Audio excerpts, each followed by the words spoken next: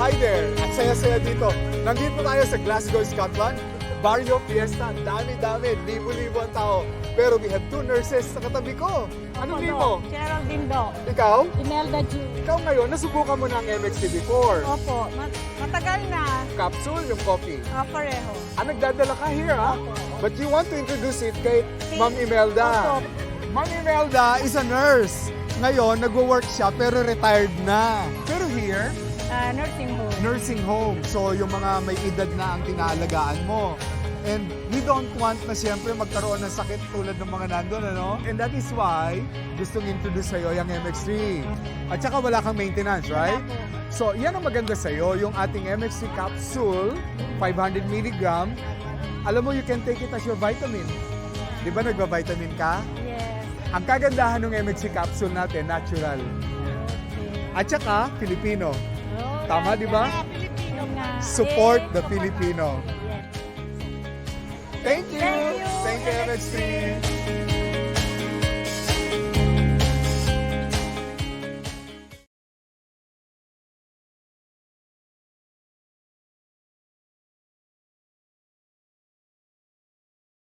ng radyo. Isang magandang morning sa inyong lahat! Ako pa rin po nag-iisang girlfriend mo sa radio. My name is Lindsay. Makulit, pero may puso, handang makinig sa mga kwento mo. Alam mo, feeling ko kailangan mo na siyang iwan kasi it doesn't make sense. Ang kwento sa lihim ng liham. Mahal kong Lindsay. My name is Vince. Konting kwento lang. 3 years ago, ikakasal na sana kami ng ex-girlfriend ko.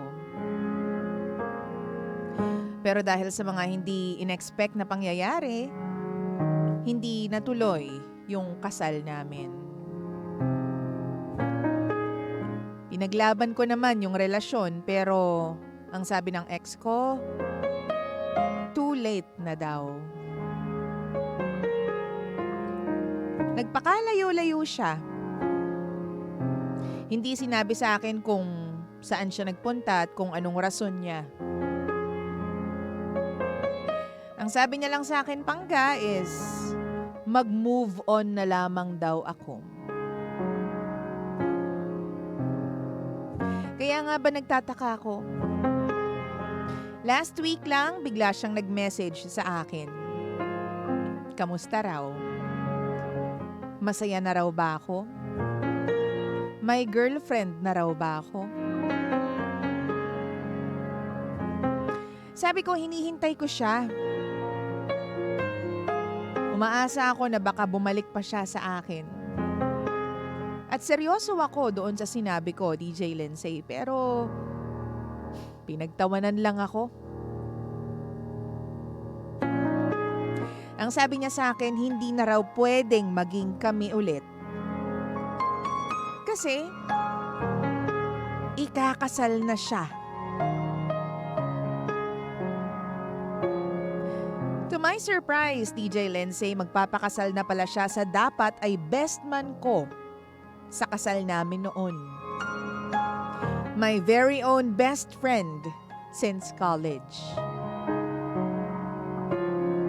Alam mo, kinukutuban na ako sa kanila noon eh. Pero pinalampas ko yun. Kasi best friend ko siya. Kaya pala pati yung best friend ko nagpakalayo-layo simula nung umalis yung girlfriend ko. Kaya ayaw niyang makipagbalikan kasi nandyan ang best friend ko. Nangamusta siya para manghingi ng kapatawaran pero alam daw niya na never niya akong niloko noong kami pa. DJ Lindsay, inimbitahan pa nila ako sa kasal nila. Kahit yung best friend ko, pinapaniwala niya ako na hindi nila ako pinaglaruan o niloko noon. Hindi ko po alam kung dapat akong maniwala sa kanilang dalawa. Pakiramdam ko niloko ako. Pero wala akong nakuha ni maliit o katiting na ebidensya.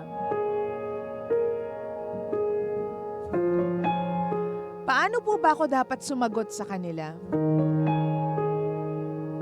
Konting tulong naman po, DJ Lindsay. Kasi nahihirapan po akong mag-move on mula sa mga pangyayari. Lalo pa. At best friend ko pala ang pakakasalan ng babaeng minahal ko. Muli, ako si Vince. At ito ang lihim ng aking liham.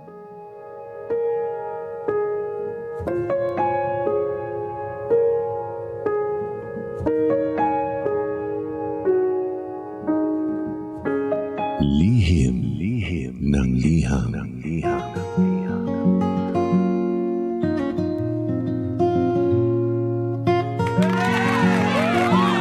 Hello! Oras natin sa buong kaploan. Oras sa buong Energy FM. 13 minutes makalipas po ang alas 9 ng umaga. 9:13 on the clock. Ikaw pa rin po ay nakikinig sa estasyon na same, pero iba. Hanggang we are number 106.7 Energy FM. Hanggang wag mo sabihin radyo, sabihin mo. Niloko o hindi niloko? Yan ang katanungan. Paano daw ba siya makikabag-move on at paano daw ba niya sasagutin yung kanyang ex na di umano ay umibig sa best friend nitong si Vince. So, si ex at si Vince ay dapat magpapakasal na noon pero biglang na-cancel yung kasal. Ay, bakit ako pumalakpak? Na-cancel yung kasal kasi ito pa lang si ex niya ay may something with the best man, with the best friend of Vince. Wow! Hindi walang kaalam-alam si Vince. So, 'di ba talagang shinrug off niya na lang talaga, shinake off niya na lang yung mga speculations niya noon na parang may something tong dalawang to. Pero talagang hindi niya pinansin. Yun pala, may katotohanan yung kanyang mga pagdududes. Pagdududa. 'Di ba? So, paano daw ba ito ikukumpronta ni Vince? Paano daw ba niya i-handle yung sitwasyon? Sabihin niyo sa akin, baka meron kayong mga ambag dyan sa lipunan. O dali mag-ambag kayo ng comment dito kay Vince. We are live, by the way, on Facebook, facebook.com/energyfm1067. Okay Click live, tapos doon niyo po sabihin sa akin kung ano pong nararamdaman ninyo about this problem of Vince, okay? Once again, ito po ang lihim ng liham, mahal ko, panggaka baby ko, and we will be together up until 11 in the morning. At hihintayin ko yung mga komento mo tungkol dito sa kwento ni Vince. Ang saklap, no? Wow! Pinagkatiwalaan mo, pero yun pala, nung umalis yung ex mo na pakakasalan mo sana, biglang nawala din na parang bula yung best friend mo. Yun pala! May relasyon pala yung dalawa, my goodness. Sabi dito, good morning po, DJ Lindsay. Good morning din kay Winifredo Sarmiento, kay Baby Rodriguez, kay Ablaza Naomi. You are pretty and sexy in purple shirt. Thank you very much. And si Elizabeth Corpus nakikinig din, si Girly Acevedo, si Ate Yoli Ruiz, si Rosemary Batika, nakikinig po sa atin. Magandang umaga po sa inyong lahat. Pasa po tayo ng comments, mahal ko. Sabi po ni Isabel Peñaflor, sabihin mo kunin kang best man sa kasal nila. O tapos malay mo hindi rin matuloy yung kasal nilang dalawa, 'di ba? Oo. Tapos magpakalayo-layo ulit yung ex-girlfriend mo pati ikaw tapos ikakasal naman siya. Pero sa'yo naman this time, ang gulo be. Nagulo mo lalo. Kulin mo ulit na best man yung best friend mo, ganon para masaya. Diba? Sabi naman ni Mark, bata pa kayo guys kaya hindi ko alam. Pero quiz, sender mag-move on ka na lang po tapos build yourself, not for them to see you in a better situation, but for yourself, to attract better partner in the future. Kasi kung iisipin mo, yung ginagawa mo, yung mga bagay na para lang makita nila na masaya ka, you'll never find the genuine happiness para sa sarili mo. Do it for the sake of your peace of mind, not for revenge. Hoping for your healing, quiz. Sweet naman.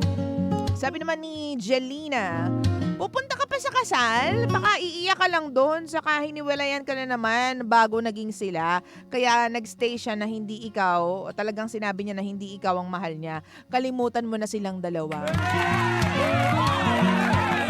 O, sabi ni Chito Akutsu, sabihin mo sana maging masaya kayo sa ginawa ninyo. Bye-bye. Ganun lang ka-random no? Ganun lang ka-casual. O, sabi naman po dito ni Arch, ang saklap naman po na nangyari sa'yo, bestie mo pa talaga yung pinalit sa'yo. Huwag kang maniwala sa kanila, niloko kanila, decline the invite and forever write them off from your life. You don't need snakes around you. Wow! Decline mo na raw forever and ever. Amen.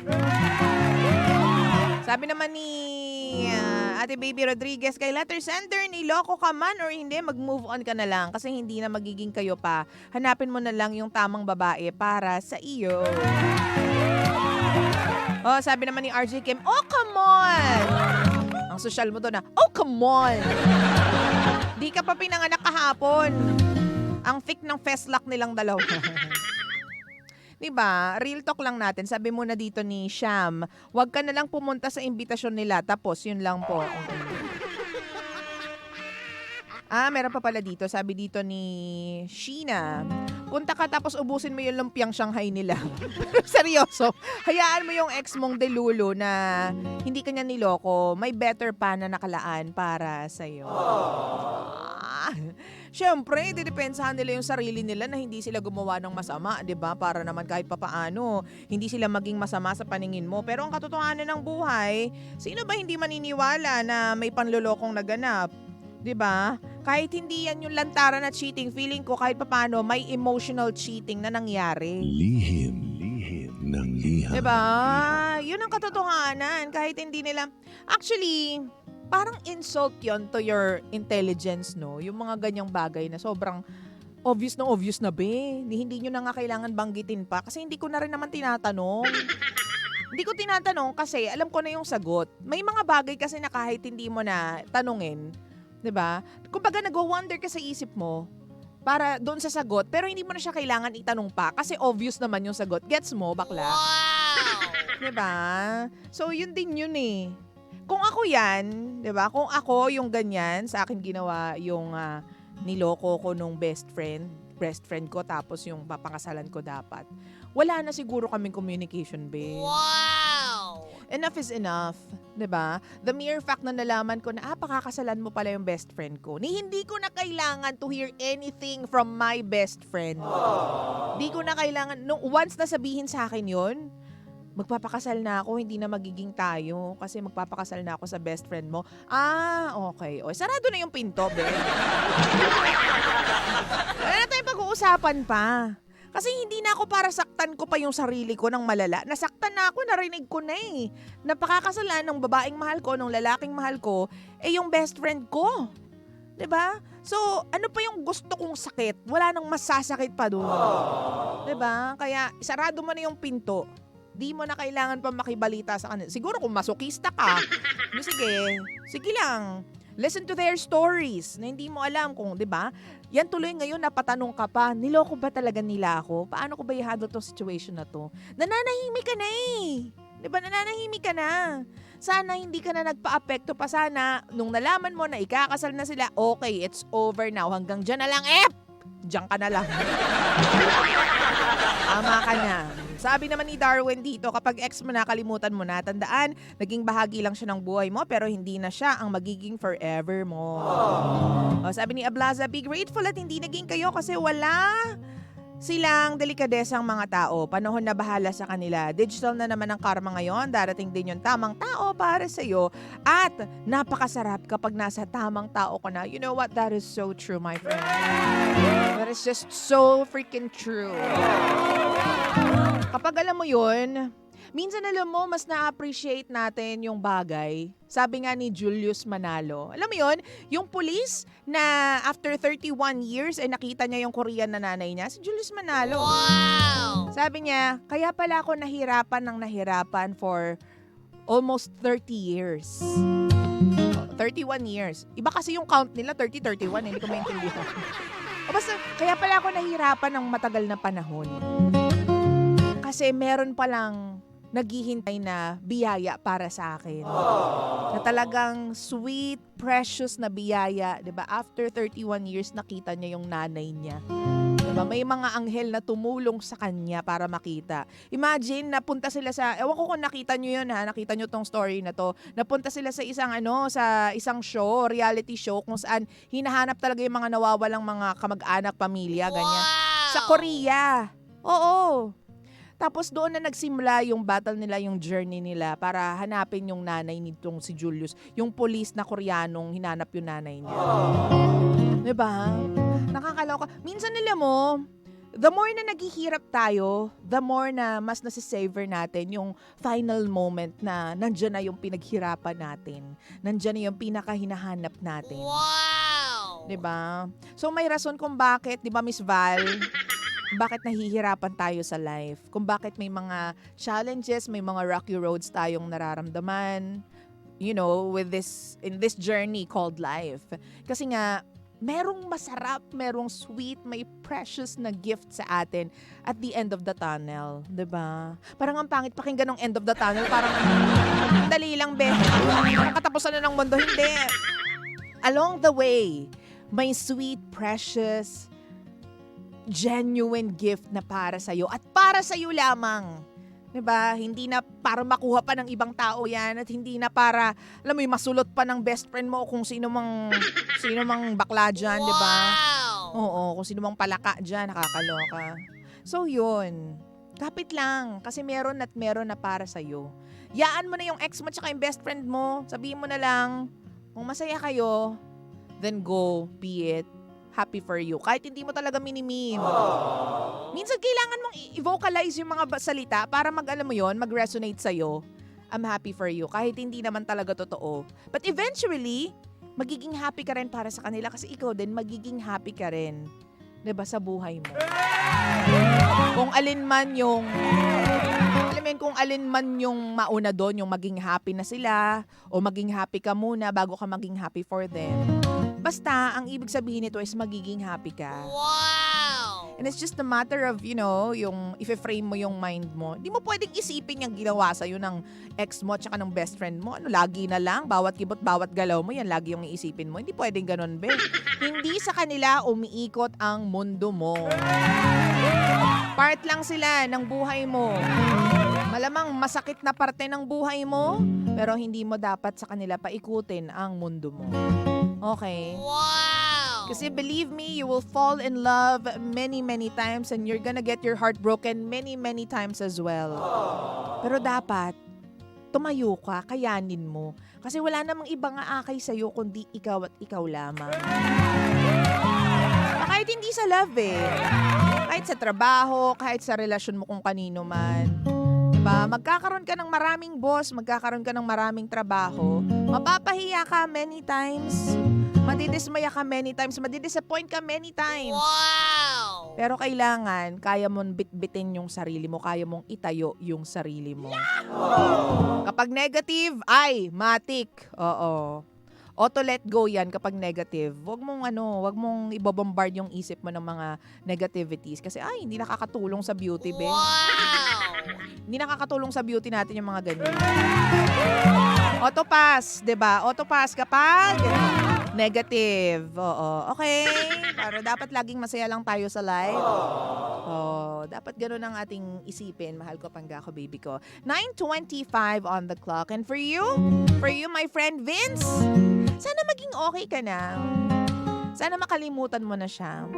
It will not happen overnight or in a snap, but I hope and pray na someday soon, makalimutan mo na sila at mapatawad mo na sila sa ginawa nilang dalawa.